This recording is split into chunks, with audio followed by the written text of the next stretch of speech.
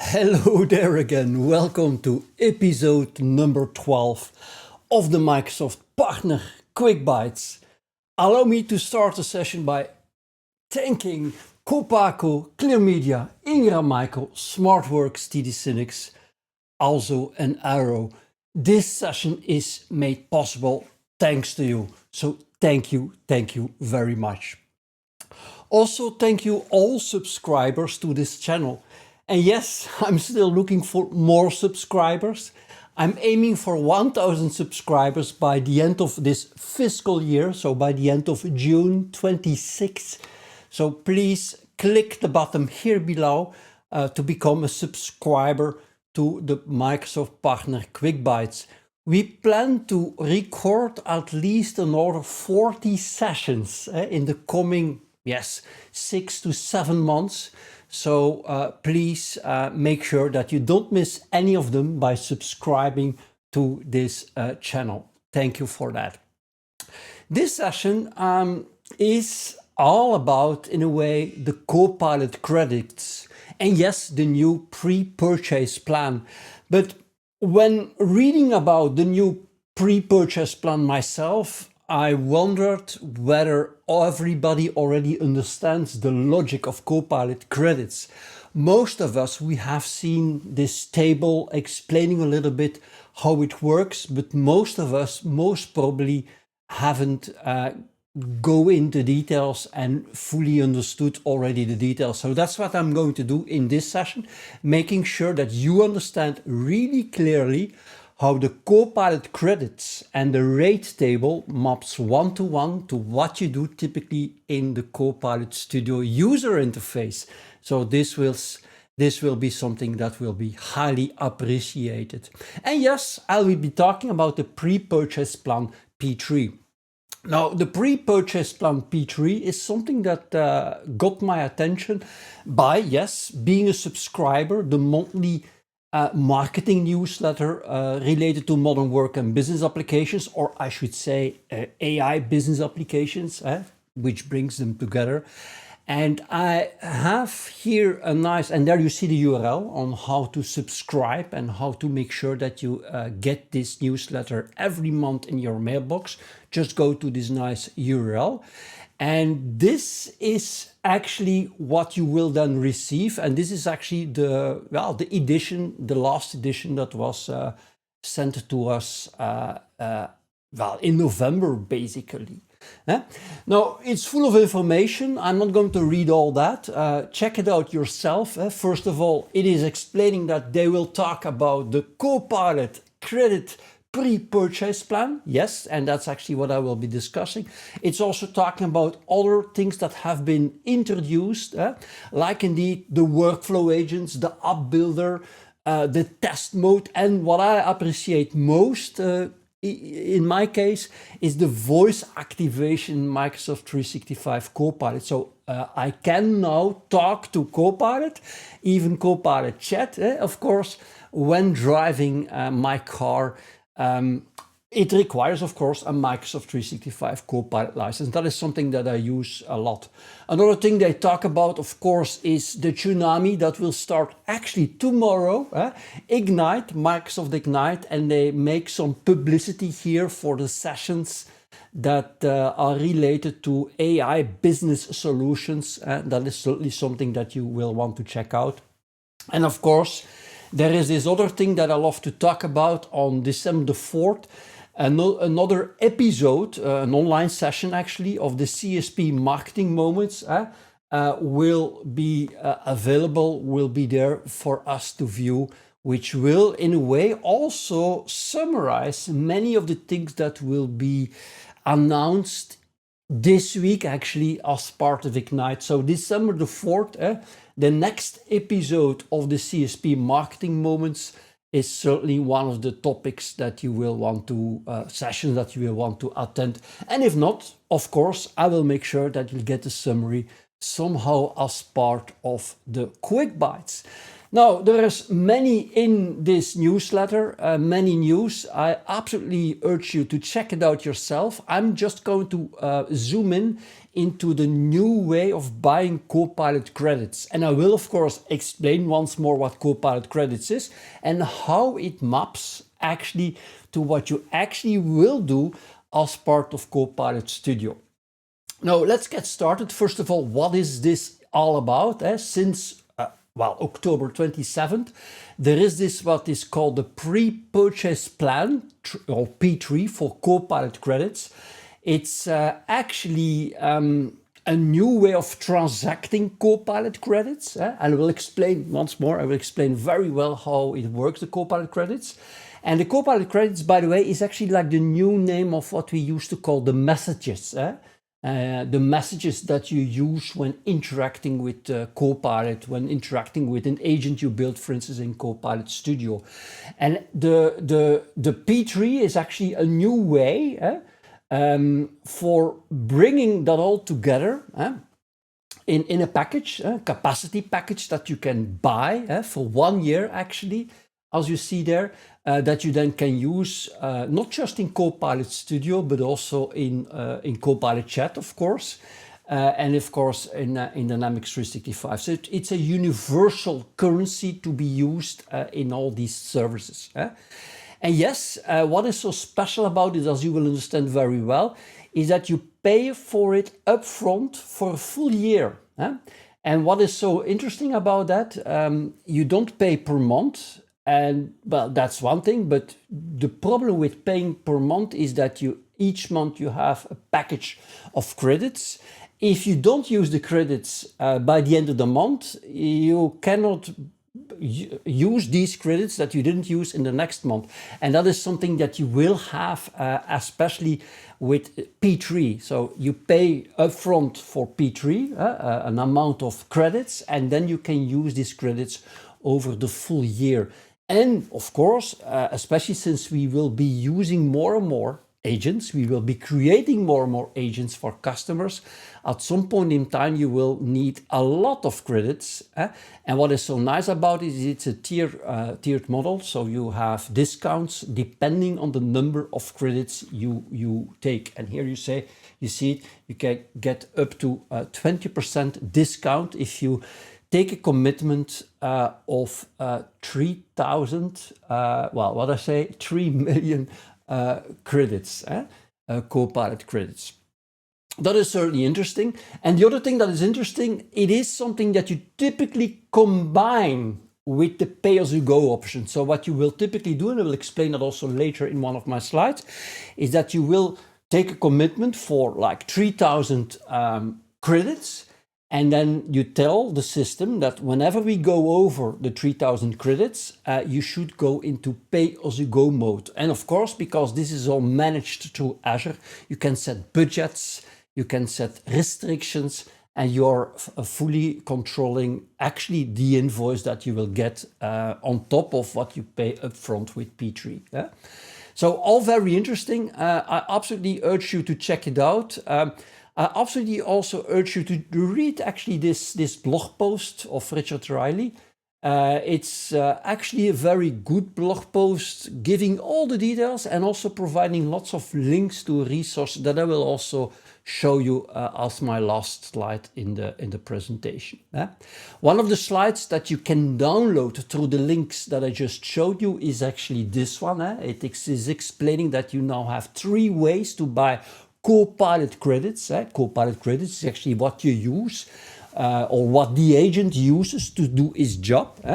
And the first one is what we already know, is the pay-as-you-go option, which is perfect, of course, for many among us today to get started. The pay-as-you-go option is like, I start to create an agent, my agent starts to consume credits, and depending on what my agent does, it will be using more or less credits. And it's actually something you pay, not upfront, it is something you pay after each month. That's typically what you have with the pay-as-you-go option.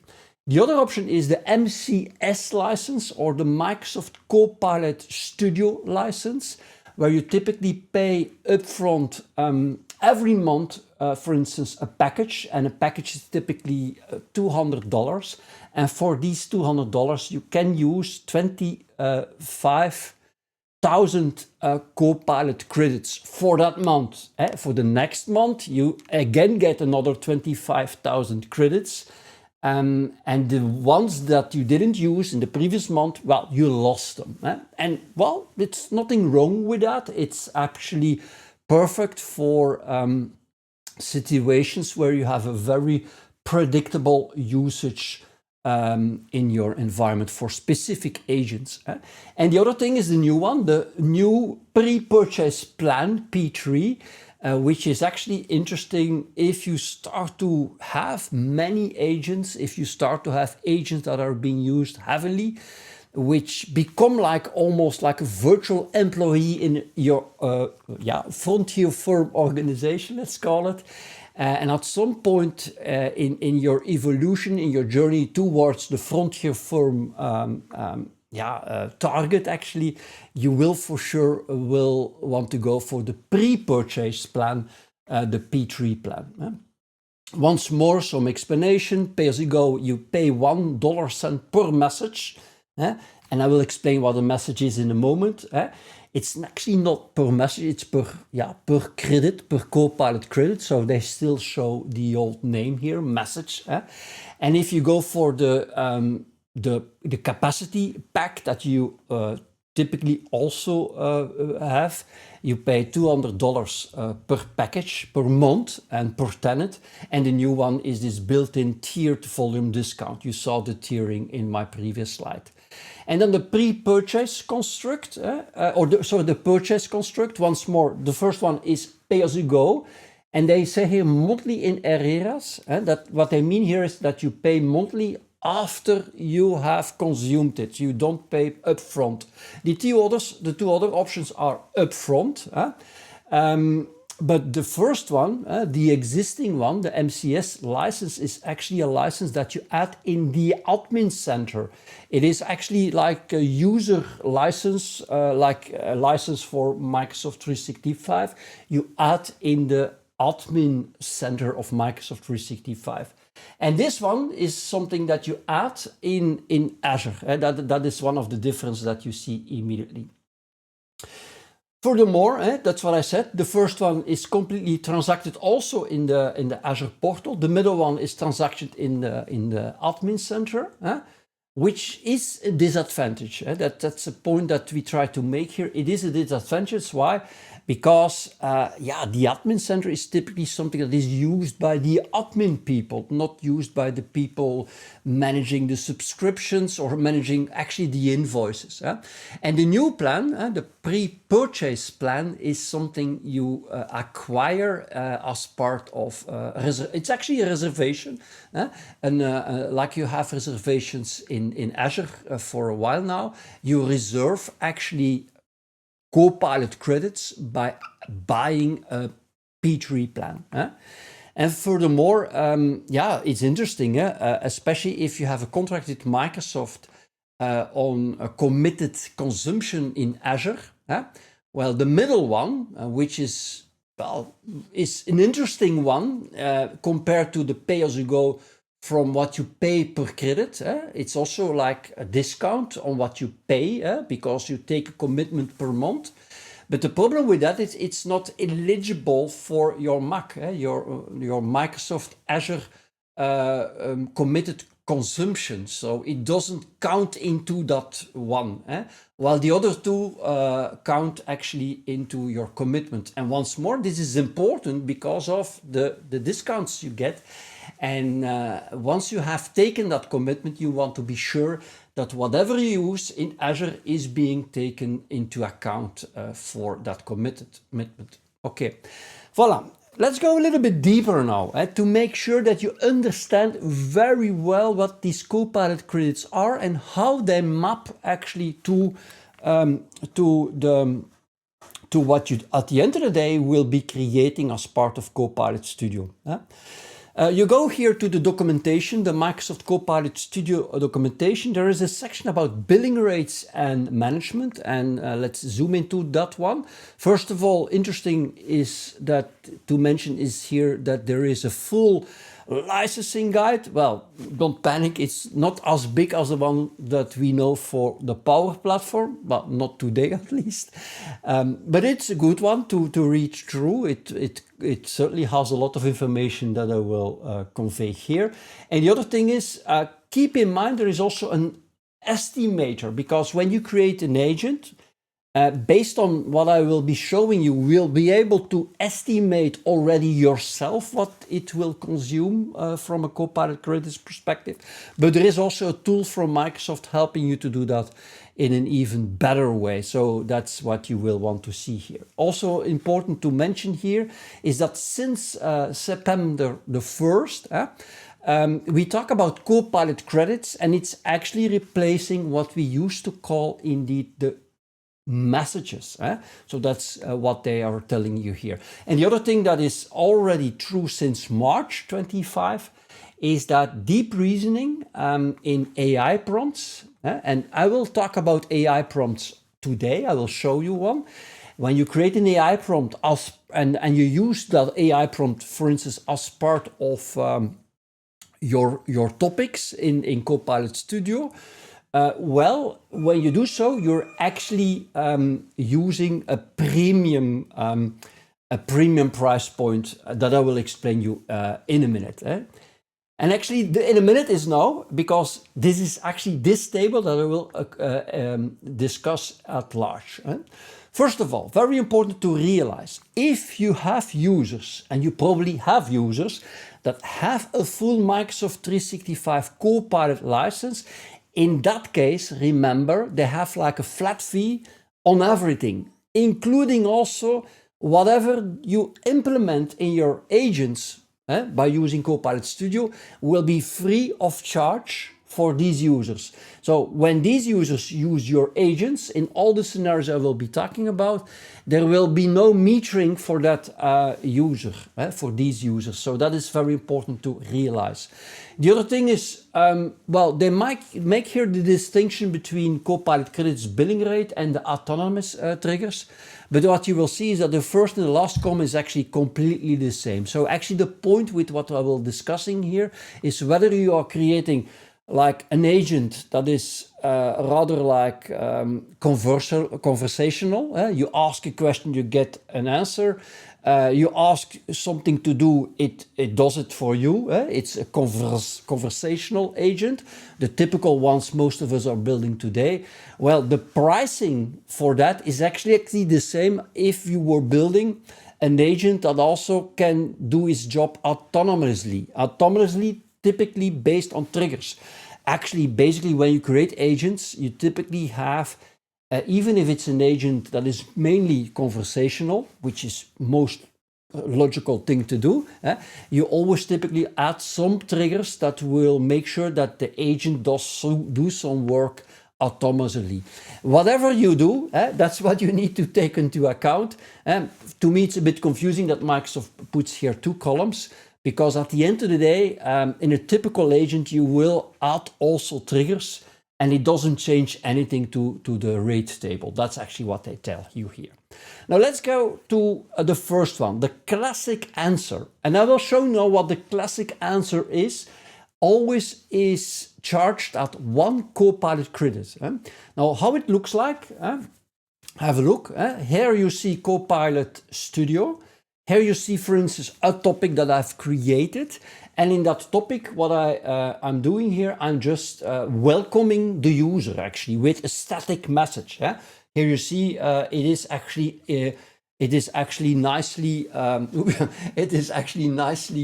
welcoming me as a user. So this costs 1 Copilot credit. So in a pay-as-you-go mode, this would mean that this is being charged at you or the customer for $1. That's a simple one, right? The other one is what you will most probably appreciate much more, what you will be using much more as part of the agent, is generative answering. And again, let me give you an example. Here you see an example of another topic. And in that topic, I did do already some pre-work. Let me zoom in a little bit. The pre-work is here that I'm asking the user to specify a name of a city. So this is a topic that typically triggers on people asking questions about cities. And the first thing I do is ask the name of the city, and I save it, as you can see here, in a variable of type string that I call city. And then I add a note, like I'm clicking this plus sign here. I specify advanced, and I specify, see it, generative answer. And then I specify over there a formula, and that's it. That is actually asking the engine actually that is behind it is tell me something about the city, and I take then the variable that was just inputted by the user. And as a result, if you will test that, you will see here the user, I have a question about the city. So this brings us to the topic that we just implemented. It is asking you about which city you want to ask a question. I've been told that Ghent is one of the most beautiful cities in Belgium, so that's why I put Ghent there. And then you get, of course, this very generative answer is here. So it's actually what we know when we talk about Gen AI bots. It's actually using a GPT model here that is actually giving us a very nice answer based on how you as a user would interact. Of course, this is of course all implemented as part of your agent. This costs, remember, 2 Copilot credits, and this is actually what you will do a lot. So if you have an agent where you do a lot of these things, each time when you do it, be aware it will cost the user, it will cost the company 2 Copilot credits. And remember, for the users that have a full flat fee Microsoft 365 Copilot license, well, there is no charge at all. But for all the other users, for all the Microsoft 365 users that just use, for instance, Copilot Chat, they will be charged for that. Now, agent action, and that's a special one. It took me a while to fully understand that one myself. Let me explain how it works. And the best way to explain it is by explaining, first of all, the theory that is behind it. So here you see actually, let me go back. You see here actually an activity. And what is an activity? So if you go to Copilot Studio, through Copilot Studio, you can always check back how the agent was working. And you do that through activity. And here I've been zooming into directly one of the activities. Now, how it is being charged? An activity, well, it shows you one session of a user, in this case with the Copilot Studio. And an activity is seen as the steps that you take in the conversation. In a conversation, you can jump to topics, you can jump to a tool that you implement to interact with some knowledge. You might use the AI prompt tool that I will show you in a moment. Each time when you do such a step, and the system, it's based on what they call generative orchestration. So the system itself, based on the conversation with the user, will decide where to go, to what topic it needs to go, what tool it needs to be using, whether it needs to call an agent flow. So this, what they call generative orchestration, typically creates steps, as they call it. Now, not every step is charged. That is what I will explain you here. Here you see, for instance, an example of what I typically use in my trainings. And this is an example of an agent that is helping onboarding users, people, employees. Each time when a user is being added in a SharePoint list, as a trigger, this agent will do his work. First thing it will do, it will search some knowledge base about whether this user is in IT, whether this user is in sales, and depending on where it is, it will decide like, okay, we have a training plan for salespeople, we have a training plan for marketing people. And then step number 3 actually is then deciding whether they need a computer. And again, based on what department the user will go, we decide what computer they need. And then we see here that it does 3 schedules of meetings. Step 4, 5, and 6 is schedule meeting. So it does do that based on the fact that it understood, in this case, actually that user needs 3 trainings, and it will immediately schedule training. The last step is actually creating a record in a SharePoint table based on what you see in step 3, based on to what department the user goes, so it needs that kind of PC. So what you see here, step 1 is a trigger for which you will have to pay. Step 2 is the knowledge base, and step 3 is also knowledge base. These are steps that are being taken by the orchestration engine for which you will have to pay. But going to, for instance, as you can see here, an agent flow, it's not triggering any cost.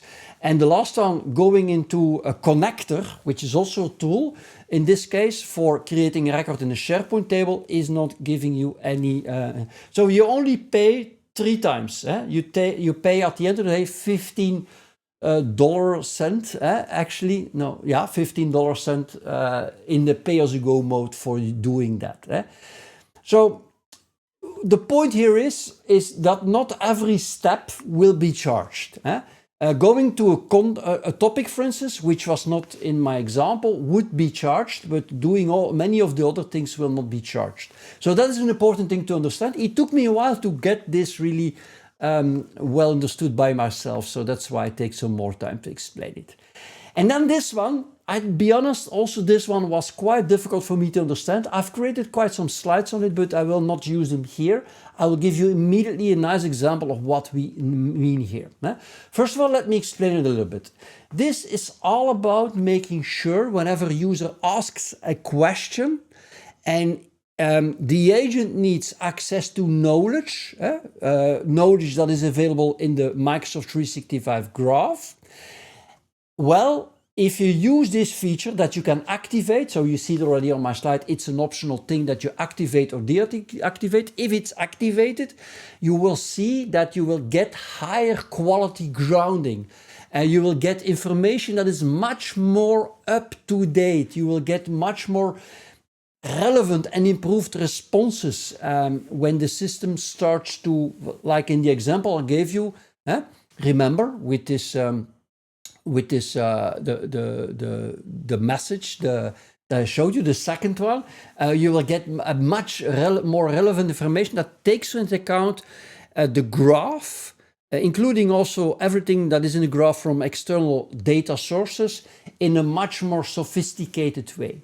Now, first of all, I will give you an example in a moment, but first of all, it's important that you know that you can activate and deactivate it. You go to the settings of your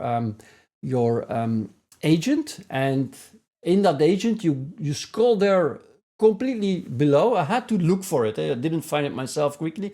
So it's by default, it's on.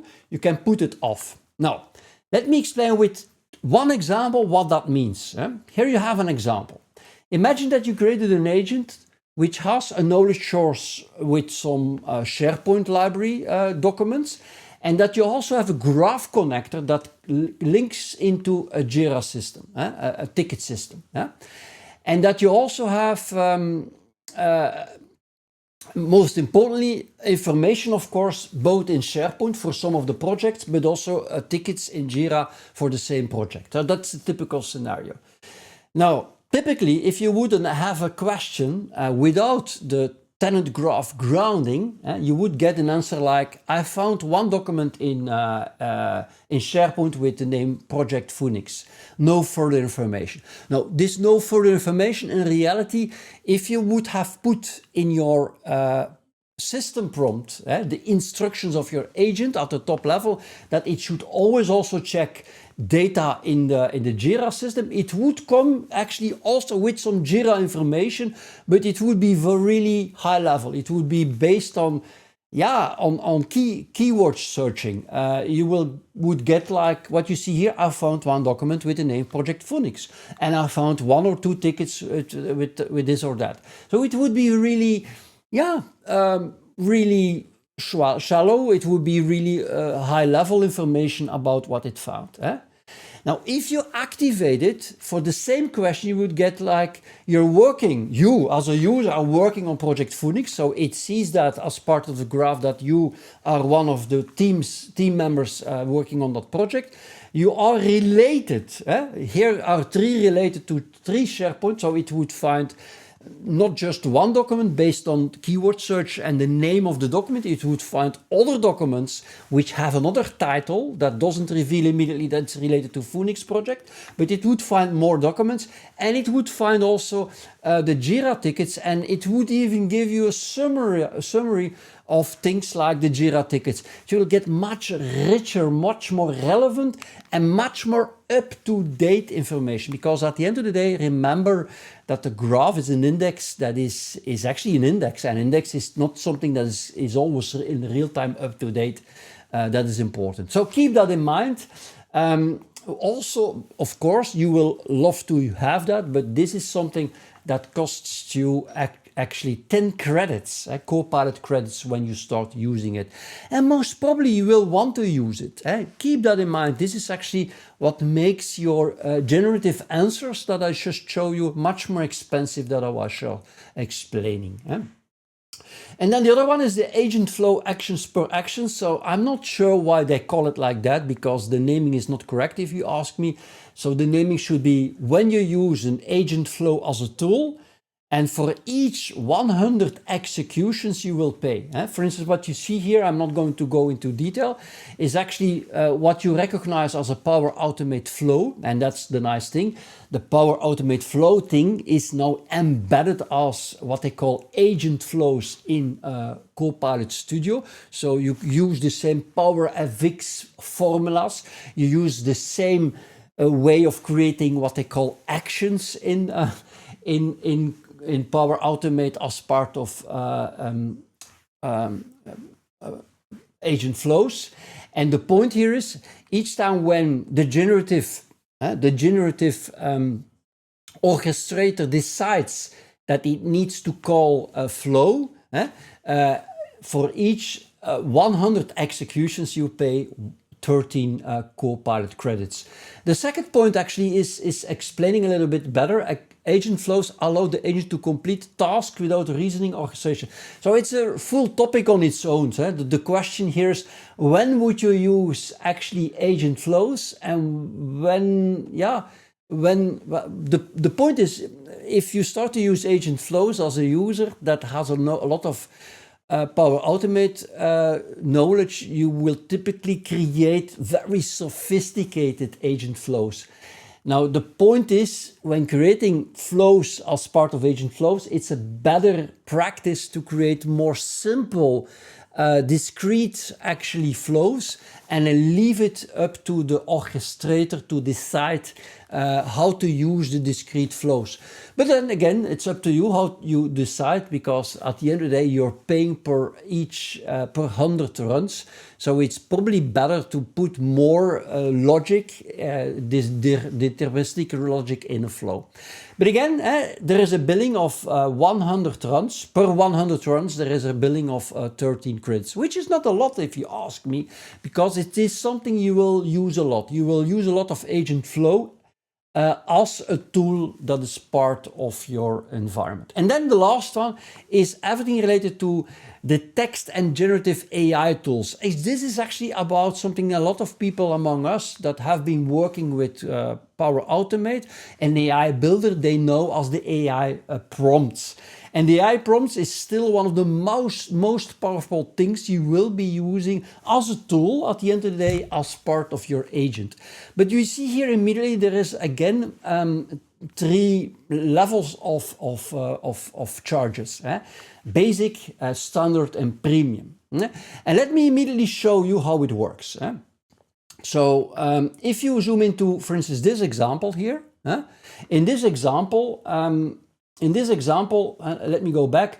I have a template of an email, like the instructions say, like, generate a warm and engaging email from a new lead, and then you specify a parameter, like the full name of the user, who has shown interest in, and again, you specify a product name. So as part of your topic, somewhere you catch, you receive the answer of the user and you put it in a variable.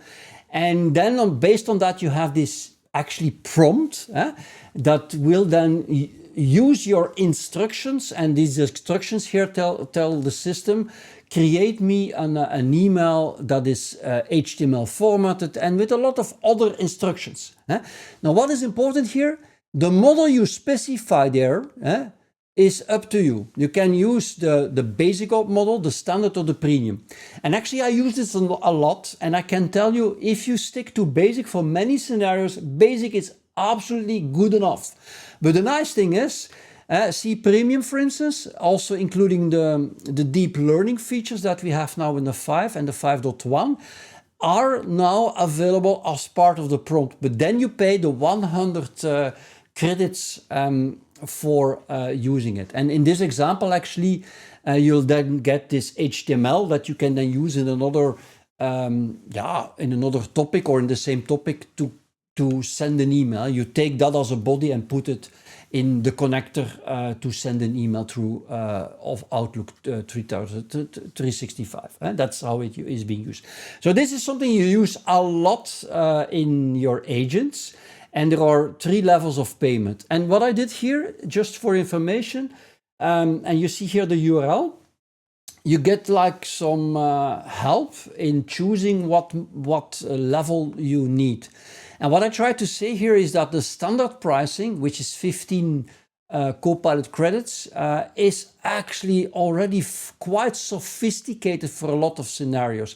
To be honest, I've seen scenarios where it really makes sense to go for the full premium, but for a lot of things, like I have like a prompt that is taking the emails I get from LinkedIn, and then I allow then AI to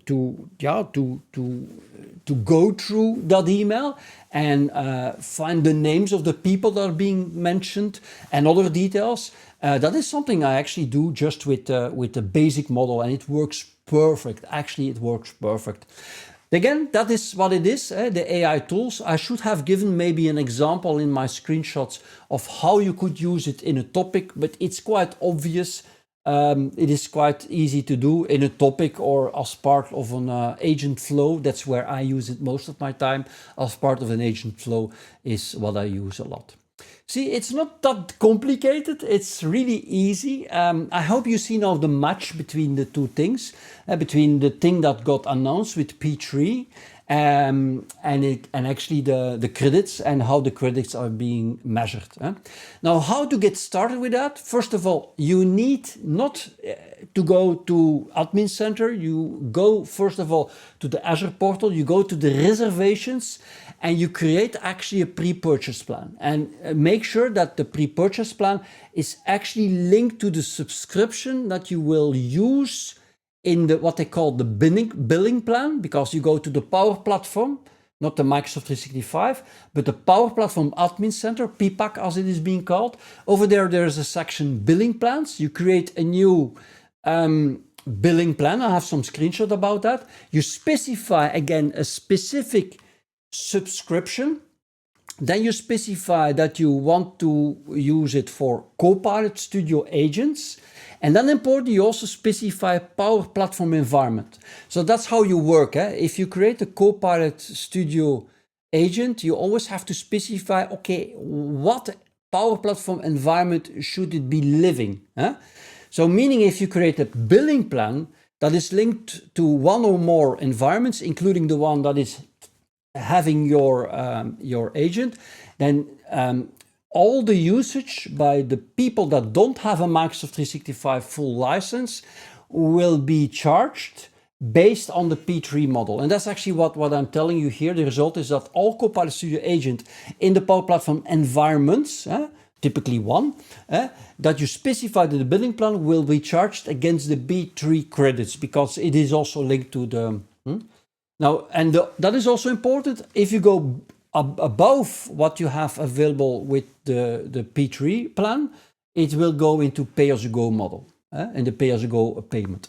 So a few slides, very simple. So here you see it, the power plan from Admin Center. You click on licensing, you click on billing plans, you create a new billing plan.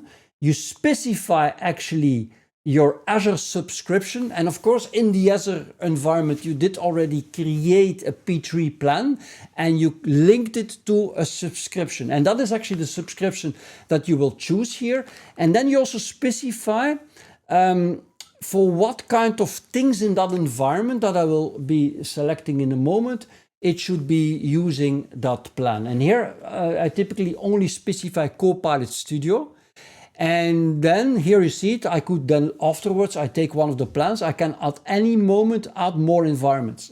So the idea is that you have those agents that you want to have the usage being charged based on a P3 in separate environments. Then you create a plan that is linked to that environment and that is also linked to the subscription where you did link the P3 plan. I hope you understand it. I should have made a visual about it, but that is how it works. And of course, the nice thing about Azure, you can set budgets with notification emails and making sure that you never get to pay more than what you were foreseeing.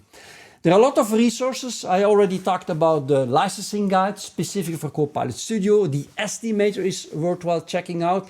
Then 2 Microsoft Learn articles that help you really take full control over how and who and when you will be charged by Microsoft, for which agents, by which users you allow to use. A very interesting new ebook is the Agent Cost Management ebook that gives you like a holistic approach, a holistic view on how you would be using all that together. And also this one I actually discovered only quite late is the best practices page. It's really good. If I would have more time, I would have used some of the examples that are being shown in the best practices. It's really nice to check it out, that article. Voila. Again, I started with this slide and I love to end with this slide. Make sure you subscribe to the CSP Insiders newsletter. That triggered actually me to create this session. It includes a lot of other topics which are worthwhile to create a session upon, but don't wait for me. Check out the CSP Insider newsletter. Et voilà. Thank you again for watching the Partner Quick Bytes episode number 12. Please subscribe because I'm still looking for another, let's say, 800 subscribers. Be one of them, please. And yes, absolutely yes. Thank you. Thank you very much for doing so. And see you soon for episode number 13. Bye-bye.